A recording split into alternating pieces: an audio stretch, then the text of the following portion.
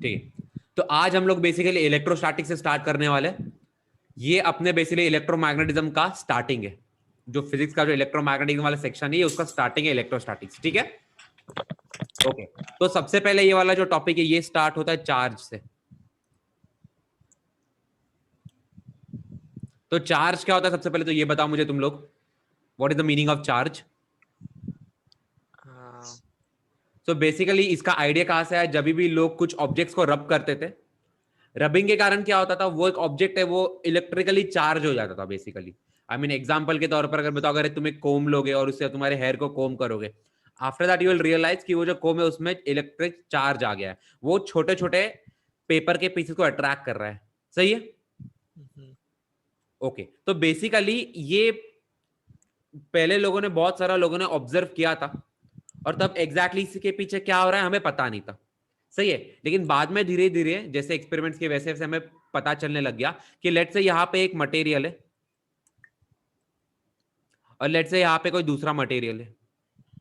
ठीक है, इसमें दो टाइप के चार्ज होते हैं, एक होता है पॉजिटिव और दूसरा होता है नेगेटिव। सही है, इसमें भी दो टाइप के चार्ज होते हैं, एक होता है पॉजिटिव और दूसरा होता है नेगेटिव। सही है, अच्छा। जब भी दोनों के बीच में रबिंग होती है तब क्या होता है? अच्छा, ये पॉजिटिव और नेगेटिव चार्ज की क्वांटिटी सेम है एग्जैक्टली। अगर मैं कोई भी ऑब्जेक्ट देखूं तो उनमें total number of positive charge और total number of negative charge ये सेम होते हैं। दैट इज द रीजन सारे के सारे ऑब्जेक्ट्स आर यूजुअली न्यूट्रल। यहां पे लिखेंगे positive charges and negative charges are equal, therefore usually objects are neutral। अगर मैं किसी भी नॉर्मल ऑब्जेक्ट को हाथ लगाऊं, लेट्स से ये बॉटल है, मैं इसे हाथ लगा रहा हूं, तो मुझे कोई भी शॉक या मुझे कोई भी चार्ज या फिर कोई भी फोर्स ऑफ अट्रैक्शन रिपल्शन मुझे महसूस नहीं होगा। क्यों? बिकॉज इसमें जितने भी इलेक्ट्रॉन्स है, आई मीन जितने भी पॉजिटिव चार्ज और जितने भी नेगेटिव चार्ज है उनका क्वांटिटी सेम है। दैट्स द रीजन ये इलेक्ट्रिकली न्यूट्रल है। इतना समझ में आ रहा है? हाँ या ना? ठीक है। Now there are few objects जिनके बीच में अगर आपस में लोग रबी कराएंगे तो क्या होगा कि चार्ज डिस्ट्रीब्यूशन टेक्स प्लेस या फिर चार्ज एक्सचेंज टेक्स प्लेस। यहां पे हम लोग क्या लिखेंगे? Electrostatic charging, electrostatic charging.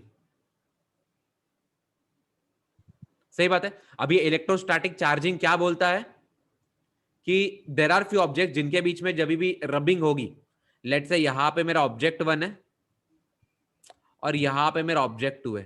सही है, ये मेरा ऑब्जेक्ट 1 है, ये मेरा ऑब्जेक्ट 2 है। अभी इसके कारण जब भी इनके बीच में रबिंग हो रही है तब क्या हो रहा है? लेट्स से कुछ नेगेटिव चार्ज यहां पे चला गया, इसका कुछ नेगेटिव चार्ज यहां पे चला गया। सही बात है। अभी यहां से नेगेटिव चार्ज अगर सेकेंड वाले ऑब्जेक्ट में माइग्रेट कर रहा है तो कहना है इस पे पॉजिटिव चार्ज की क्वांटिटी बढ़ जाएगी बिकॉज नेगेटिव चार्ज कम हो रहा है। ओरिजिनली दोनों ऑब्जेक्ट्स में नंबर ऑफ पॉजिटिव चार्जेस और number of negative charges exactly same है। सही है, बट जब भी उनके बीच में रबिंग हो रहा है तब क्या हो रहा है? ऑब्जेक्ट 1 में से नेगेटिव चार्ज निकल के ऑब्जेक्ट 2 में जा रहा है। इतना समझ में आया? आया ना? हाँ। अच्छा, इसके कारण क्या होगा? पहले तो यहाँ पे पॉजिटिव चार्ज और नेगेटिव चार्ज सेम थे। अभी सिंस नेगेटिव चार्ज यहां से निकल के यहां पे आ गया, कहना है इस पे नेट पॉजिटिव चार्ज आ गया। और सिंस एक्स्ट्रा नेगेटिव चार्ज यहां पे आ रहा है, इस पे नेट नेगेटिव चार्ज आ गया। हाँ या ना? हाँ। अच्छा, दैट इज द रीजन अभी इनके बीच में फोर्स ऑफ अट्रैक्शन रहेगा because like charges repel each other and unlike charges attract each other। तो ये समझ में आ रहा है तुम्हारा कभी भी चार्जिंग की हो रही है तो इतना लिखो। चलो इलेक्ट्रोस्टैटिक चार्जिंग के बारे में उसके बाद में इंडक्शन बताऊंगा। अच्छा, यहां पे हम लोग लिखेंगे basically charging without contact, without contact. तो यहां पे एक्सपेरिमेंट की गई है। ये एक्सपेरिमेंट के बारे में तुम लोग मुझे बताना इसलिए कि यहां पे क्या होगा। ठीक है, लेट से यहां पे एक मेटल का बॉल है, यहां पे लिख लेंगे हम लोग मेटालिक बॉल। सही बात है, और ये फॉर नाउ न्यूट्रल है, ये अभी के लिए न्यूट्रल है। सही बात है। अच्छा, यहां से हम लोग ने एक वायर लिया है और ये वायर जो है ये ग्राउंड पे अटैच कर दिया है। सही है, यहां पे लिख दूंगा मैं ग्राउंडेड। तो हमारे पास है क्या, हमारे पास एक मेटालिक बॉल है और ये मेटालिक बॉल अभी के लिए न्यूट्रल स्टेट पे है और हमने क्या किया, यहां से एक वायर निकाला है और उसे ग्राउंडेड कर दिया है। सही बात है, ठीक है। अभी यहां पे हम लोग क्या कर रहे हैं, एक दूसरा ऑब्जेक्ट ले रहे हैं और लेट से ये पॉजिटिवली चार्ज्ड है, ये पॉजिटिवली चार्ज्ड है, ठीक है। अच्छा, अभी इसको इसके क्लोज ला रहे हैं। I am not touching it, I am not touching it, but मैं इसको इसके क्लोज ला रहा हूं। तो क्या होगा इसके बाद, तुम बता सकते हो क्या मुझे? सिंस ये एक मेटालिक बॉल है तो इसके अंदर चार्जेस आपस में फ्लो कर सकते हैं। तो क्या हो जाएगा, जो इलेक्ट्रॉन्स जो होंगे ना वो इसके इस साइड में अक्यूमुलेट होना स्टार्ट हो जाएंगे। विजुअलाइज हो रहा है क्यों?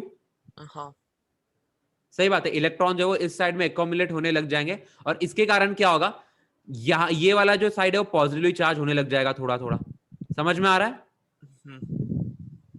अच्छा, ये साइड में पॉजिटिव चार्ज आ जाएगा बिकॉज इलेक्ट्रॉन जो यहां से ये साइड में जा रहे हैं, बिकॉज यहाँ पे पॉजिटिव चार्ज क्लोज आ गया। अच्छा, इसके कारण क्या होगा, ग्राउंड से जो इलेक्ट्रॉन्स है ना वो ऊपर फ्लो करना स्टार्ट करेंगे इसके अंदर to neutralise these positive charges. इतना समझ में आ रहा है क्या हो रहा है? हाँ हाँ। ठीक है। तो यहाँ पे इसलिए इलेक्ट्रॉन फ्लो करना स्टार्ट कर दिए, ठीक है। अच्छा, अभी मैं क्या करूंगा, इसे क्लोज ही रखूंगा और मैं इस वायर को काट दूंगा, इस वायर को काट दूंगा। सही है, और अभी मैं इसे दूर लेके जा रहा हूं, ये स्फीयर को, पॉजिटिव वाले स्फीयर को मैं दूर लेके जा रहा हूं और अपना जो नेगेटिव वाला स्फीयर है ये यहाँ पे ऐसे ही रहेगा और इसकी वायर अभी टूट चुकी है। अभी इस पे नेट चार्ज कितना रहेगा बता सकते हो क्या मुझे? नेगेटिव। नेगेटिव, बिकॉज कुछ एक्स्ट्रा इलेक्ट्रॉन्स यहाँ पे फ्लो हो गए थे तो इस पे बेसिकली एक्स्ट्रा इलेक्ट्रॉन का चार्ज आ गया। सही है, इसके कारण क्या हो जाएगा, बेसिकली इस पे टोटल एक नेगेटिव चार्ज आ जाएगा। अच्छा, मैंने ये क्लोज रहते रहते मैंने वायर काट दी, इसके कारण जो एक्स्ट्रा इलेक्ट्रॉन्स अभी, इवन दो ये जो पॉजिटिव वाला स्फीयर है मैं उसे दूर लेके जा रहा हूँ, इवन दो मैं उसे दूर लेके जा रहा हूँ, अभी ये जो एक्स्ट्रा इलेक्ट्रॉन्स है फिर से ग्राउंड के अंदर नहीं जा सकते एंड दैट द रीजन इस पे एक नेगेटिव चार्ज आएगा। तो यहाँ पे कहना है बिना कॉन्टैक्ट किए, विदाउट एनी कॉन्टैक्ट मैंने इस स्फीयर को चार्ज कर दिया है। तो बेसिकली इसे बोलते हैं कॉन्टैक्टलेस चार्जिंग। इसे नोट डाउन कर लो अच्छे से। देखो, जो अर्थ जो होती है ना, earth is consider to be a supply of infinite charge, supplier of infinite amount of charge. मतलब अर्थ में कितने भी इलेक्ट्रॉन डालो, अर्थ में से कितने भी इलेक्ट्रॉन निकालो, अर्थ को क्या कुछ फर्क पड़ने वाला है? नहीं। नहीं। दैट द रीजन ये इलेक्ट्रॉन्स फ्ली दी अर्थ से यहाँ पे चलेगा, अर्थ को उससे कुछ फर्क नहीं पड़ा और ये एक्स्ट्रा वायर के कारण इस पे एक्स्ट्रा नेगेटिव चार्ज आ रहा है। इतना समझ में आ रहा है? हाँ या ना? हाँ। तो बेसिकली वायर के कारण क्यों? हाँ, ग्राउंड से कनेक्ट। अच्छा, ओके ओके, हाँ। ग्राउंड से, सही है। अच्छा, इतना इतना देखो, basically only negative charges flow. सही बात है, बिकॉज हमें अभी पता है एटॉमिक थ्योरी के कारण इलेक्ट्रॉन्स फ्लो कर सकते हैं, जो पॉजिटिव चार्जेस होते हैं वो न्यूक्लियस के अंदर बंद रहता है। सही है, that's the reason only negative charge can flow. तो अगर कोई ऑब्जेक्ट पॉजिटिवली चार्ज्ड है इसका मतलब वो इलेक्ट्रॉन डेफिशिएंट है, और अगर कोई भी ऑब्जेक्ट नेगेटिवली चार्ज है मतलब उसमें एक्सेस इलेक्ट्रॉन्स है। समझ में आ रहा है? हाँ। Therefore, positive charge implies electron deficient। सही बात है, और negative charge implies excess electrons, electron excess. इतना समझ में आ रहा है? लिखो है, चलो ठीक है। तो अभी हम लोग स्टार्ट करेंगे प्रॉपर्टीज ऑफ चार्ज से। तो सबसे पहला प्रॉपर्टी और सबसे इंपॉर्टेंट प्रॉपर्टी है कि चार्ज इज क्वांटाइज्ड,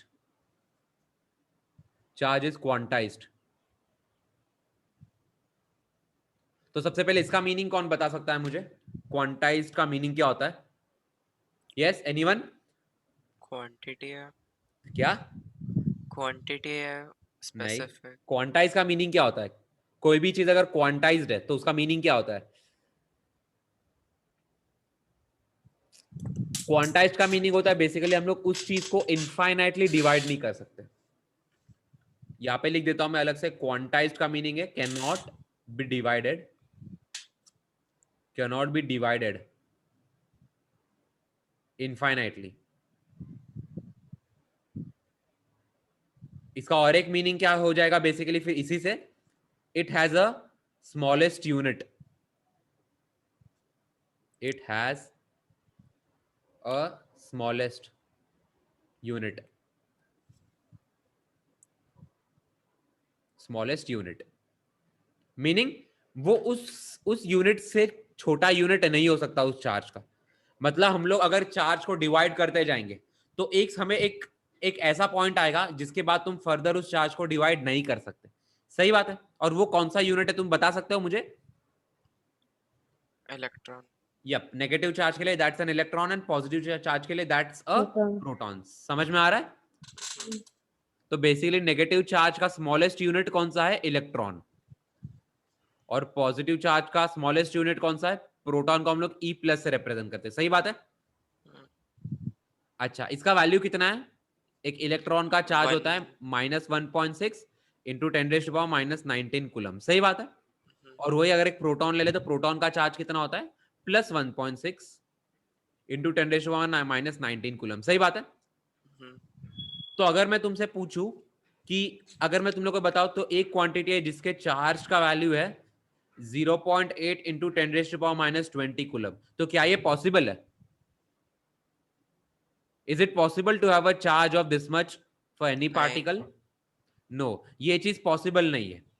अगर मैं बोलूं कि किसी ऑब्जेक्ट में चार्ज है इतना 0.8 × 10⁻20 कूलम, ये पॉसिबल नहीं है बिकॉज सबसे छोटा चार्ज पॉसिबल इलेक्ट्रॉन का चार्ज है, फिर प्रोटॉन का चार्ज है, which is nothing but 1.6 into 10⁻⁻19। इससे कम मैग्नीट्यूड का चार्ज पॉसिबल नहीं है। तो ये समझ में आ रहा है? तो ये पहला और सबसे इंपॉर्टेंट प्रॉपर्टी है चार्जेस का कि चार्जेस आर क्वांटाइज्ड। और सबसे छोटा यूनिट कितना हो जाएगा? 1.6 इंटू 10⁻⁻19 कूलम। तो इतना लिखो सबसे पहले। तो आपका सेकेंड प्रॉपर्टी है चार्ज का, चार्जेस आर एडिटिव। और यहां पे ब्रैकेट में लिखेंगे अल्जेब्रिकली।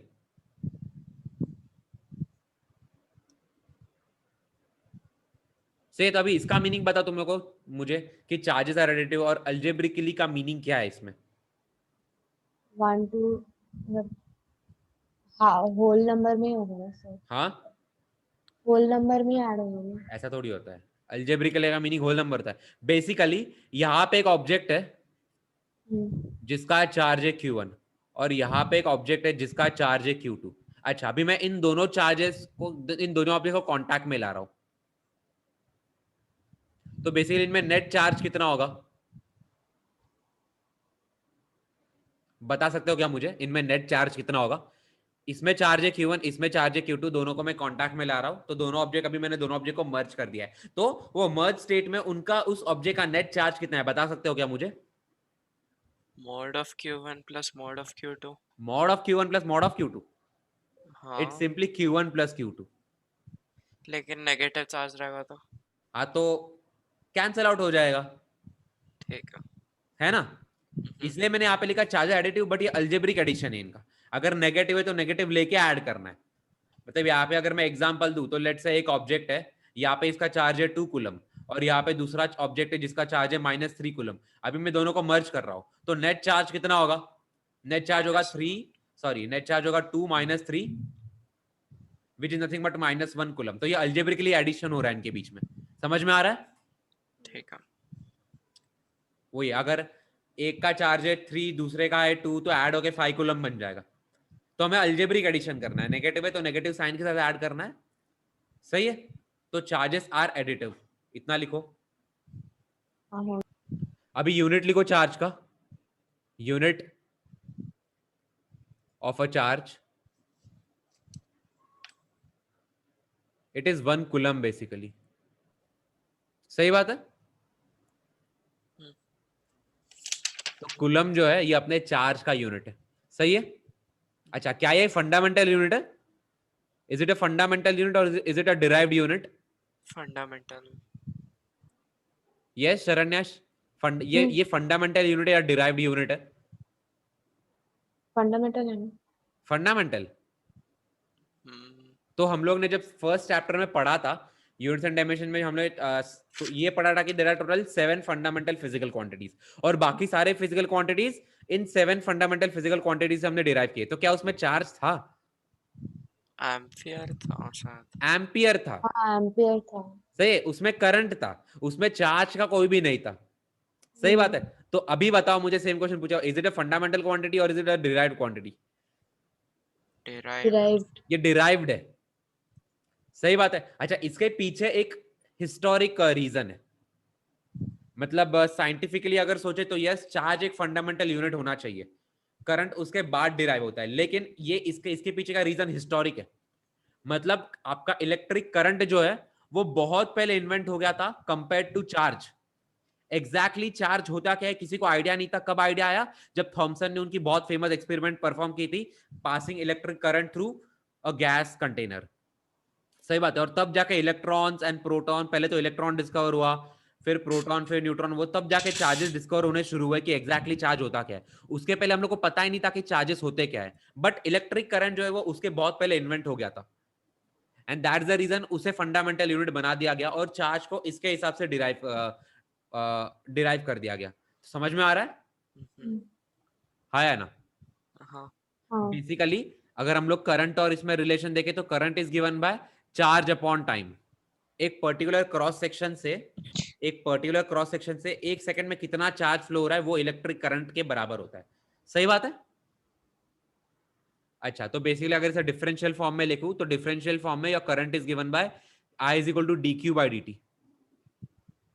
सही है। अच्छा, ये जो रिलेशन है इसमें क्या गलत है मुझे बता सकते हो क्या तुम? इसमें थोड़ा सा फंडामेंटली ये गलत है, तो क्या गलत है जरा सोच के बताओ मुझे।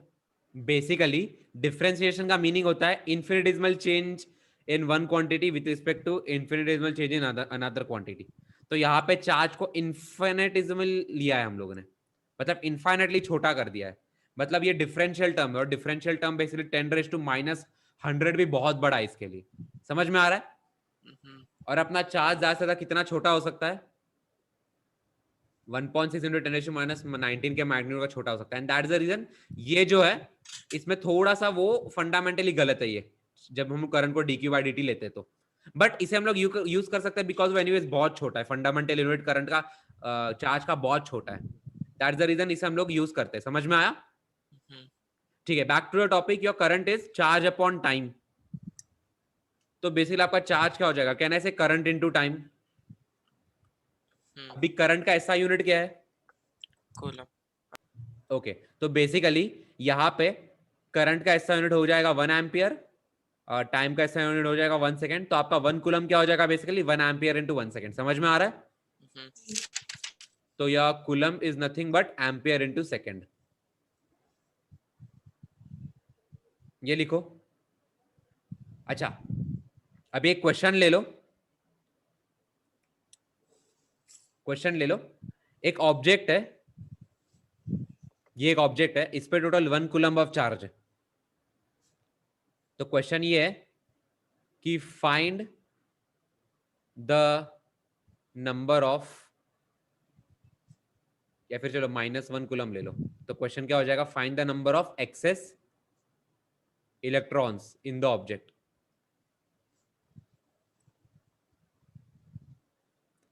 करो चलो इस क्वेश्चन को। ठीक है, कैसे करेंगे इस क्वेश्चन को? हम लोग बोलेंगे लेट n एक्सेस इलेक्ट्रॉन्स है, हाँ या ना? तो basically total number of electrons into एक इलेक्ट्रॉन पे कितना चार्ज रहता है? 1.6 इंटू 10⁻⁻19। कहना है सही, ये 1 के बराबर होना चाहिए, हाँ या ना? तो basically number of excess electrons कितने हो जाएंगे? अच्छा, यहाँ पे से मैग्नीट्यूड ले रहा हूँ, सही है, तो बोलना बस माइनस साइन किधर गया, यहाँ पे माइनस, यहाँ पे माइनस कट गया, तो 1/1.6 इंटू 10⁻⁻19। सही है। तो कहना है ये मेरे एक्सेस इलेक्ट्रॉन्स हो गए। तो बेसिकली ये क्या हो जाएगा अपना 10⁻⁻19/1.6। कितना हो रहा है ये? 0.625 इंटू 10⁻⁹ इंटू 10⁻⁹ लिखो इतना। चलो ठीक है, तो अभी ये जो टॉपिक है इसका सबसे इंपॉर्टेंट पार्ट से स्टार्ट करने वाला हूं, कूलम्स लॉ। सही बात है, ये एग्जैक्टली सिमिलर है अपने ग्रेविटी के लॉ से। न्यूटन ग्रेविटी के लॉ के एग्जैक्टली सिमिलर है अपना कूलम्स लॉ। तो क्या होता है, लेट्स से यहाँ पे ऑब्जेक्ट है, इस पे चार्ज है Q1 और यहाँ पे ऑब्जेक्ट है जिस पे चार्ज है Q2। समझ में आ रहा है? यहाँ पे एक चार्ज है, इस पे चार्ज है Q1, यहाँ पे एक चार्ज है, इसका चार्ज है Q2, और इन दोनों के बीच में डिस्टेंस है स्मॉल r। अच्छा, और एक छोटा सा अजम्पशन है यहाँ पे कि दोनों के बीच का जो डिस्टेंस है ना वो बहुत बड़ा है कंपेयर टू उनके खुद का डायमेंशन। सही बात है? थियोरेटिकली हमें दोनों को पॉइंट ऑब्जेक्ट कंसीडर करना है। सही है? ओके, तो इनके बीच में जो फोर्स होगा that force is given bye K into Q1 into Q2 upon R²। समझ में आ रहा है? जहां पे K की वैल्यू इज गिवन बाय 1/4πε0। सही है? वेर K इज 1/4πε0 और इसकी वैल्यू है 9 इंटू 10⁻⁹। अच्छा, इसका यूनिट क्या हो जाएगा K का? K का यूनिट क्या हो जाएगा? मीटर स्क्वायर अपॉन बेसिकली ये K को यहाँ पे रखूंगा, ये R² 4 से मल्टीप्लाई हो जाएगा, तो newton into metre square upon coulomb square, तो यहाँ पे हो जाएगा न्यूटन मीटर स्क्वायर पर कूलम स्क्वायर। समझ में आ रहा है? अच्छा, this is for vacuum, for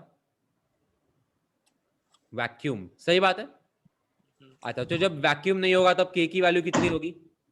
जब वैक्यूम नहीं तो K की वैल्यू होती है 1/4πε। अच्छा, यहां पे मैं एप्सिलॉन नॉट लिख लेता हूं। एप्सिलॉन नॉट को बुलाते हैं permittivity of free space. Permittivity of free space मतलब एप्सिलॉन नॉट। एप्सिलॉन नॉट को नाम दे दिया है permittivity of free space. Free space मतलब वैक्यूम ही होता है ना, तो एप्सिलॉन नॉट को हम लोग बोलेंगे परमिटिविटी ऑफ फ्री स्पेस, और यहाँ पे ये एप्सिलॉन जो है इसे हम लोग बोलेंगे permittivity of that medium. Permittivity of the medium. Basically पहले केस में इनके बीच में एग्जैक्टली वैक्यूम है, कोई मटेरियल मीडियम है नहीं, तो उनके बीच में ये फोर्स रहेगा। और अगर उनके बीच में वो पर्टिकुलर एक कोई भी मटेरियल है, लेट्स से पूरा का पूरा पानी के अंदर डूबा हुआ है, सही बात है, तो उस केस में बेसिकली उनमें फोर्स ये रहेगा, तो K का वैल्यू हमें ये लेना है। सही है? अच्छा, ये एप्सिलॉन नॉट, सॉरी, ये एप्सिलॉन इज गिवन बाय ये epsilon not times mu. Mu का जहां पे म्यू हो जाता है उस मीडियम का डाइलेक्ट्रिक कांस्टेंट। Dielectric constant. ठीक है। इतना समझ में आ रहा है? तो बेसिकली अगर किसी मीडियम का डाइलेक्ट्रिक कांस्टेंट 2 है, किसी भी मीडियम का अगर डाइलेक्ट्रिक कांस्टेंट 2 है, तो कहना है से उसका फोर्स 2 टाइम्स कम हो जाएगा कंपेयर टू वैक्यूम। बिकॉज यहाँ पे देखो एप्सिलॉन के बदले एप्सिलॉन नॉट इंटू K आया, इंटू म्यू आएगा, तो बेसिकली ये पूरा का पूरा एक्सप्रेशन म्यू से डिवाइड हो जाएगा। समझ में आ रहा है? तो लिखो इतना, चलो। अच्छा, तो बेसिकली कहना है से उनके बीच का जो फोर्स है वो डाइलेक्ट्रिक कांस्टेंट पे डिपेंड करता है। अच्छा, आपके किसी भी मटेरियल का जो डाइलेक्ट्रिक कांस्टेंट है वो इस पे डिपेंड करता है कि उसके जो पार्टिकल्स है वो कितने ज्यादा पोलर है। पोलर पार्टिकल समझ में आता है ना तुम्हें? बेसिकली अपना वाटर मॉलिक्यूल जो है एक हाईली पोलर मॉलिक्यूल है। सही बात है? ओके, चलो, तो बेसिकली मैं तुम लोग को इसका छोटा एक एक्सप्लेनेशन दूंगा कि क्यों पोलर मॉलिक्यूल्स के कारण जो फोर्स जो है वो कम हो जाता है। सही है? बेसिकली लेट्स से यहाँ पे एक ऑब्जेक्ट है, यहाँ पे एक दूसरा ऑब्जेक्ट है। अच्छा, और इनके बीच में जो मॉलिक्यूल्स है वो पोलर मॉलिक्यूल्स है। पोलर मॉलिक्यूल्स कैसे होंगे? कुछ ऐसे दिखाई देते हैं, यहाँ पे प्लस, यहाँ पे माइनस, यहाँ पे प्लस, यहाँ पे माइनस, यहाँ पे प्लस, यहाँ पे माइनस। समझ में आ रहा है? हाँ या ना? तो एग्जाम्पल लेट से यहाँ ये एक पॉजिटिव वाला ऑब्जेक्ट है और ये एक नेगेटिव ऑब्जेक्ट है। सही बात है? अच्छा, इनके बीच में फोर्स का मतलब डायरेक्शन क्या रहेगा? बेसिकली कहने से अट्रैक्शन रहेगा इनके बीच में। हाँ या ना? कहने से इनके बीच में अट्रैक्टिव फोर्स रहेगा। अच्छा, आपका जो इलेक्ट्रिक फील्ड है, आपका जो इलेक्ट्रिक फील्ड है वो पॉजिटिव से नेगेटिव में जाता है ना? नेगेटिव से पॉजिटिव। हाँ, आपका इलेक्ट्रिक फील्ड का वेक्टर पॉजिटिव से इमर्ज होता है और नेगेटिव में जाता है, समझ में आ रहा है? ठीक है। तो बेसिकली आपका इलेक्ट्रिक फील्ड वेक्टर कुछ ऐसा रहेगा। अच्छा, आपके यहाँ पे मॉलिक्यूल्स ऐसे ओरिएंट हो जाएंगे, यहाँ पे नेगेटिव, यहाँ पे पॉजिटिव, यहाँ पे नेगेटिव, यहाँ पे पॉजिटिव, यहाँ पे नेगेटिव, यहाँ पे पॉजिटिव, बिकॉज पॉजिटिव के साथ नेगेटिव आएगा ना, और नेगेटिव के साथ पॉजिटिव आएगा, हाँ या ना? और इसके कारण ये आपस में एक ऐसी इलेक्ट्रिक फील्ड प्रोड्यूस करेंगे। तो कहना ऐसे ये वाली इलेक्ट्रिक फील्ड और ये वाली इलेक्ट्रिक फील्ड एक दूसरे को कैंसिल कर रही है, and that is the reason ये ओवरऑल फोर्स इनके बीच में कम हो जाएगा। तो समझ में आ रहा है कि अगर दोनों के बीच में ऐसा मटेरियल है जिसके मॉलिक्यूल्स हाईली पोलर है, तो वो एक्चुअली फोर्स को कम कर देंगे, बिकॉज वो इलेक्ट्रिक फील्ड को कम कर देता है। तो समझ में आ रहा है कि क्यों डाइलेक्ट्रिक कांस्टेंट ज्यादा होने के कारण फोर्स कम हो रहा है। समझ में आ रहा है ये? और यहाँ पे फॉर्मूला से भी ये चीज अंडरस्टैंडेबल है, जितना ज्यादा डाइलेक्ट्रिक कांस्टेंट है फोर्स उतने टाइम्स कम हो जाएगा। सही है?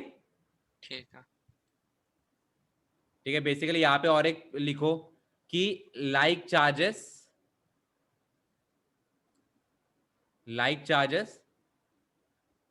क्या होता है, कहना से रिपेल, और यहाँ पे अनलाइक चार्जेस अट्रैक्ट्स।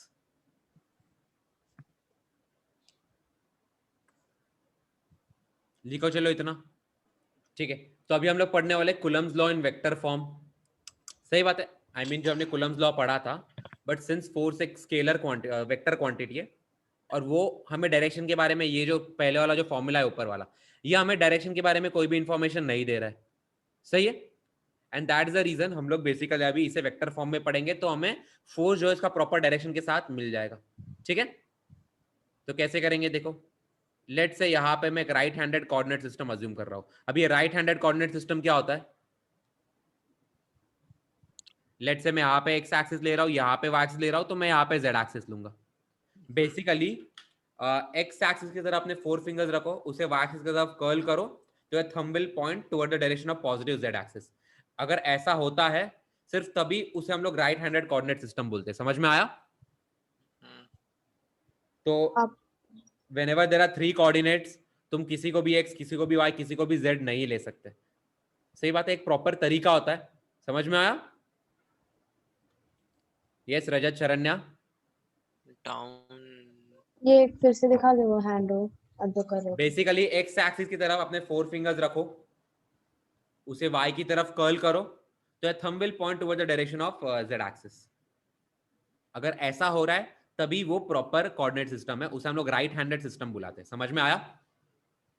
हाँ। Okay good. तो यहाँ पे एक राइट हैंडेड कोऑर्डिनेट सिस्टम ले रहा हूं मैं। लेट से यहाँ पे एक पार्टिकल है और यहाँ पे एक पार्टिकल है। सही है?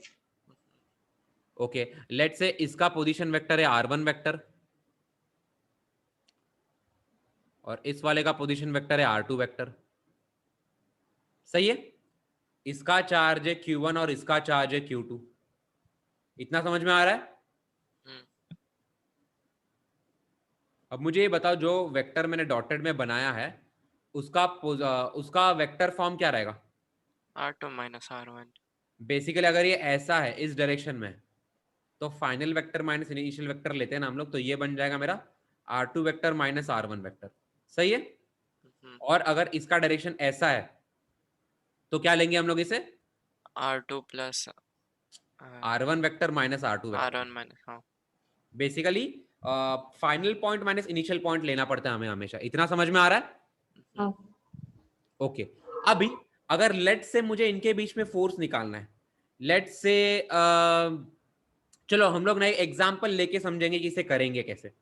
सही बात है, आई मीन ग्रेविटी के केस में हम लोग डायरेक्टली फॉर्मूला लिख लेते थे, क्यों? बिकॉज उसमें हमेशा अट्रैक्टिव फोर्स होता है, लेकिन यहाँ पे जो फोर्स है ये आपका अट्रैक्टिव भी हो सकता है और रिपल्सिव भी हो सकता है।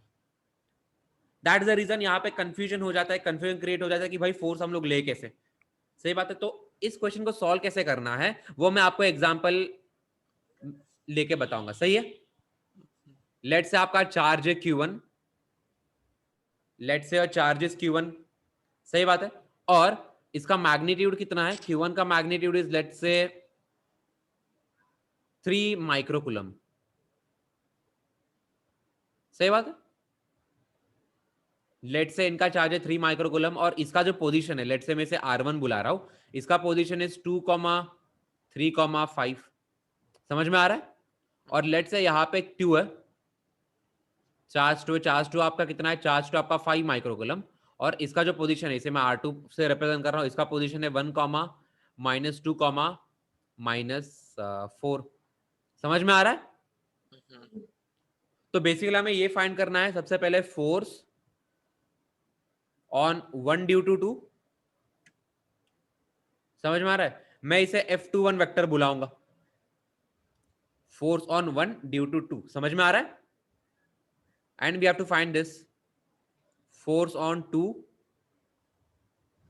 Due to 1। तो मैं इसे क्या बोलूंगा, मैं इसे F12 बुलाऊंगा।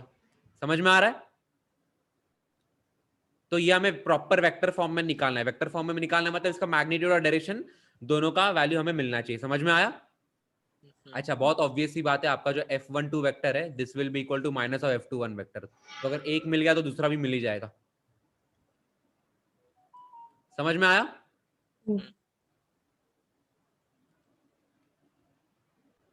ठीक है, अभी हमें इनके बीच का फोर्स निकालना है विद प्रॉपर मैग्नीट्यूड।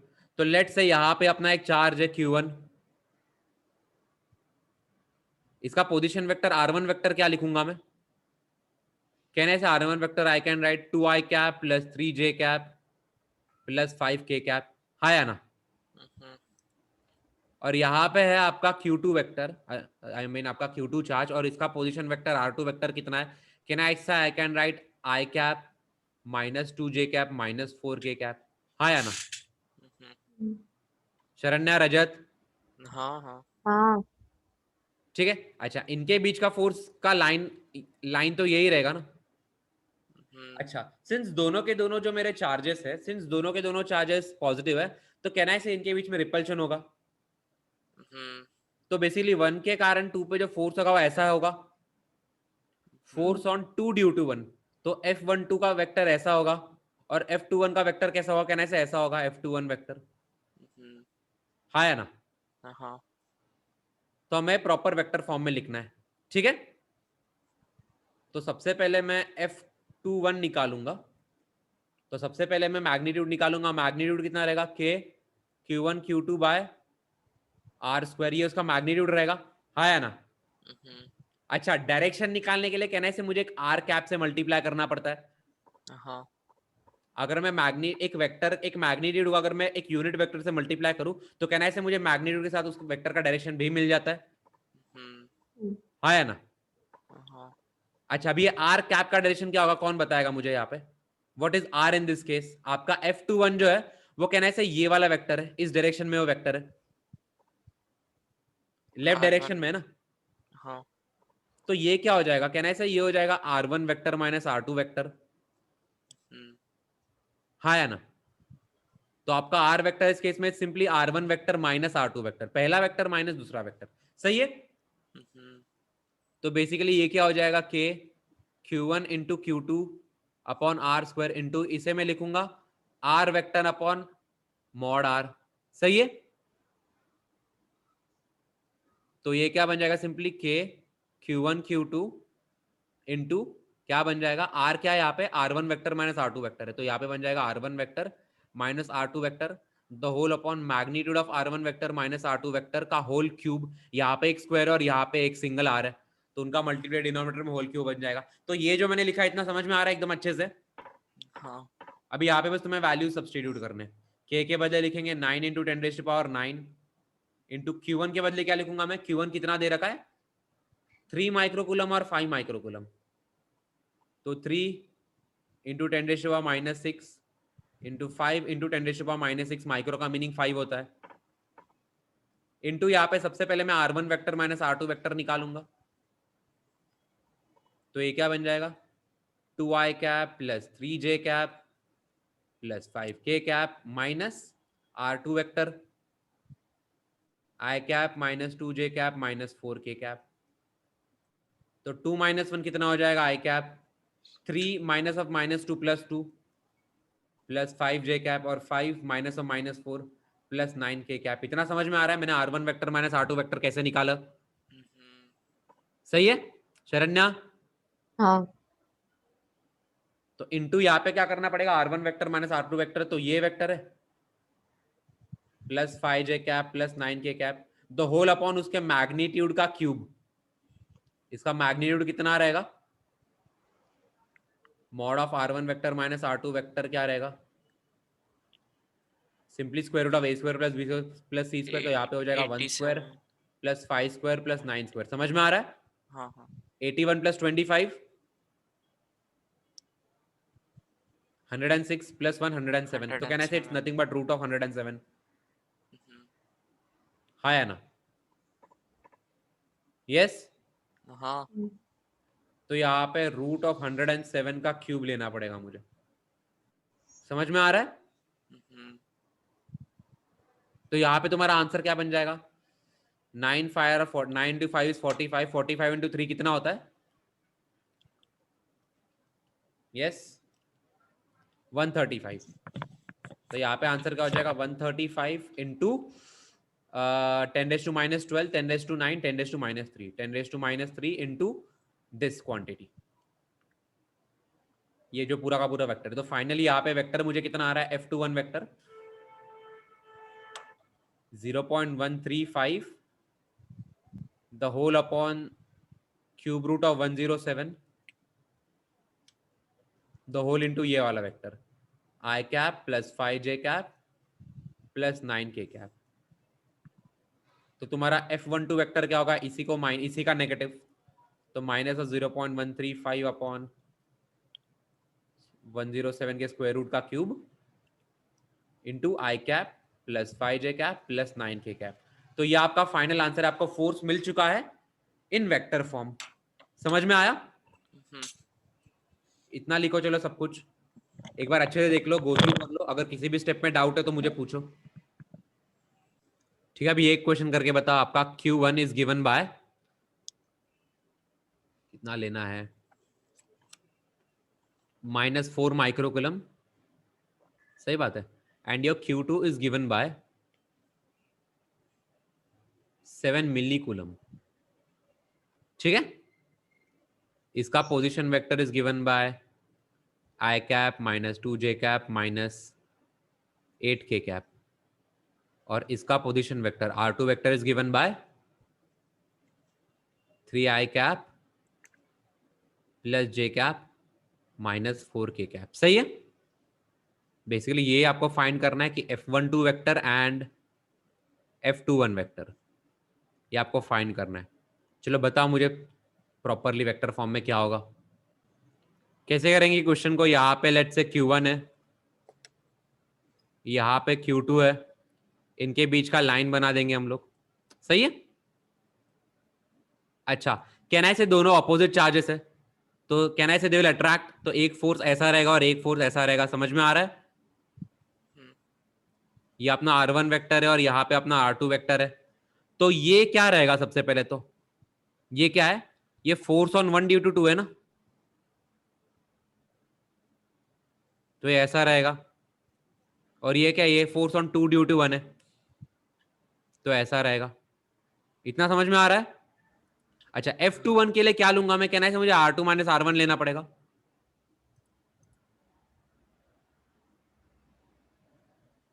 और F12 के केस में क्या लेना पड़ेगा? मैं कहने से मुझे R1 माइनस R2 लेना पड़ेगा। हाँ या ना? F2 के लिए R1 माइनस R2 गया था ना आपने? हाँ, F2 यहाँ पे F21 फोर्स तो देख, मैं इसलिए बोल रहा हूँ, पहले अट्रैक्टिव है या रिपल्शन है वो देख लो। सही है, यहाँ पे कहने से अट्रैक्शन है, तो पहले एरो बना लो, फिर क्या करेंगे? एरो वाला पॉइंट माइनस टेल वाला पॉइंट करना पड़ता है। समझ में आ रहा है? वेक्टर क्या होता है? कोई भी वेक्टर क्या होता है? Final point minus initial point होता है ना। हाँ या ना? हाँ तो मैं वैसा करता हूं, तो आपका F21 वेक्टर क्या होगा? सबसे पहले K Q1 Q2 upon R into R cap. सही है। अच्छा, तो मैं यहाँ पे बेसिकली नेगेटिव साइन नहीं आने था मल्टीप्लीकेशन में, मैग्नीट्यूड में। मैग्नीट्यूड में पॉजिटिव के साथ ही मल्टीप्लाई करूंगा, 9 इंटू 10⁻9 इंटू Q1 क्या डालूंगा मैं? -4 4 इंटू 10⁻6। Q2 क्या डालूंगा? 7 इंटू 10⁻3। मैं यहाँ पे माइनस साइन आने ही नहीं दे रहा हूँ, देखो, क्यों? बिकॉज फिर ये इसको डिस्टर्ब करेगा ना, मैंने R1 माइनस R2 को डिस्टर्ब करेगा ना ये। बट फिर वो माइनस नहीं लेना है, सिर्फ मैग्नीट्यूड लेना है। यहाँ पे मैं सिर्फ मैग्नीट्यूड ले रहा हूँ, मैं डायरेक्शन ये देख, ये वाला जो है ये डायरेक्शन को कॉम्पनसेट कर लेगा ना प्रॉपरली। डायरेक्शन तो यही होना चाहिए ना, अट्रैक्टिव होना चाहिए ना। तो अगर ऐसा एग्जाम में लिखते लिखते माइनस डाला तो फिर क्या डिफरेंस क्या होगा फिर? उल्टा हो जाएगा ना एक माइनस साइन के कारण। सही है, ठीक है। यहाँ पे क्या हो जाएगा बेसिकली, आपका आर क्या है यहाँ पे? R2 vector minus R1 vector है, तो R2 vector minus R1 vector the whole upon mod of R2 vector minus R1 vector का क्यूब। समझ में आ रहा है? तो ये क्या हो जाएगा आपका? 4 इंटू 7 कितना होता है? 28। 28 इंटू 9 कितना होता है? 252। ओके, 252 सही है। तो 252 यहाँ पे 10 की पावर क्या हो जाएगी? कैंसल आउट हो जाएगी प्रॉपरली। यहाँ पे मैं R2 vector minus R1 vector निकालूंगा, दिस माइनस दिस करना पड़ेगा ना, तो 3 - 1 2i cap plus 3j cap -1 plus -1 plus 2 plus sorry 2 plus 1 3 plus 3 plus 3 सही है, प्लस 3j कैप, फिर प्लस -4 कैप। प्लस 8 कितना हो जाएगा? Plus 4k cap. सही है, तो यहाँ पे 252 इंटू दिस 28 ना, 28 2i cap plus 3j cap plus 4k cap. यहाँ पे इसका मैग्नीट्यूड का आ गया basically √29 square root of 4 plus 9 plus 16 कितना हो जाएगा ये? 28 29 स्क्वायर रूट 29। तो यहाँ पे क्या हो जाएगा? 29 बराबर। स्क्वायर रूट ऑफ 29 का क्यूब। समझ में आ रहा है? न्यूटन। तो ये अपना आंसर है F21 वेक्टर। तो आपका F12 वेक्टर कितना रहेगा? -2 माइनस, इसी को नेगेटिव से मल्टीप्लाई करना पड़ेगा, तो -252 अपॉन रूट ऑफ 29 का cube times 2i cap plus 3j cap plus 4k cap newton. See आपका फाइनल आंसर है। समझ में आया?